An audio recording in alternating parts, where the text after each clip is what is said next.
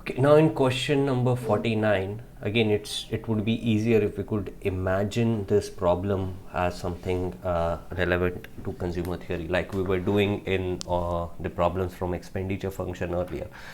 So here what I'll say is that let yi be the consumption set of agent I. Okay, then what is v nu of p comma y? Then nu of p comma yi is the costliest bundle that I can consume in his, that I can consume from her consumption set yi. So nu of p comma yi is the costliest bundle that this person can consume. Okay, now what is capital, what is small y star? Okay, so y star, small y star is the total demand for consumption by agents 1 to n.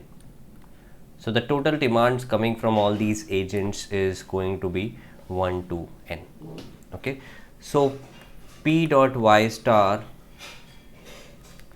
sorry, nu of p dot y star is basically the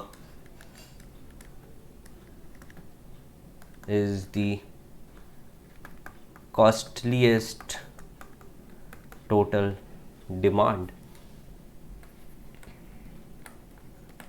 Okay, now think of it in a very realistic term. If you were to if the aim was to spend the maximum possible money, right, so you are a party of, let's say, 10 people, and you decide that you want to spend the maximum possible money. So the best way to do it is that each individual maximizes his or her consumption and everybody purchases the costliest bundle. So nu of p dot y star is just summation of nu of p dot p of yi, p comma yi, not p dot, it's not a dot product. Okay, for I equals to 1 se leke n. So that's going to be the rule, because one person's consumption is independent of the other guy's consumption completely. Even though the sets might be similar, but if I consume more here, there is no constraint in this problem which can reduce your consumption. So if everybody consumes to their maximum, the overall consumption is going to be highest, and that's going to be the costliest bundle. So in order to reach the maximum expenditure, every person should individually buy their costliest bundles. So the total cost, then the total maximum cost is going to be exactly equal to the sum of individual maximum costs. So that's option number 2.